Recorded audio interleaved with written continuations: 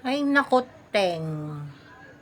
Alam mo ba na kapag ikaw yung iniwan ng lalaki, isa lang ibig sabihin nun, siya yung may problema, wala sa'yo.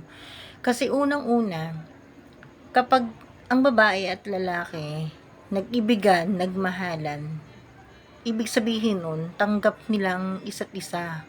Ugali na masamang ugali, mabuting ugali, kabobohan, kamangmangan, lahat ng pag-uugali, tanggap na nagmamahalan.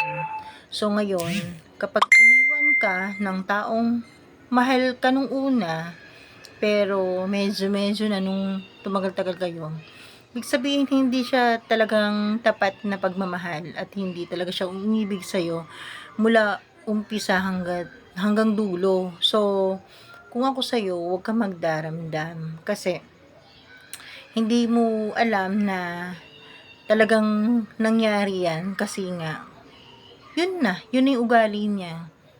Hindi kanya tanggap talaga na mahalin bilang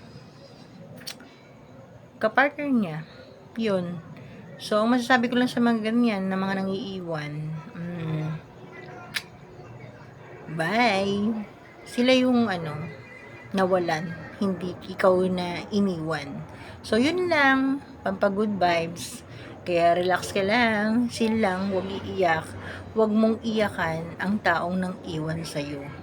Masaya ka pa dahil nalaman mo na hindi talaga siya karapat dapat para sa'yo. Yun. Yun lang.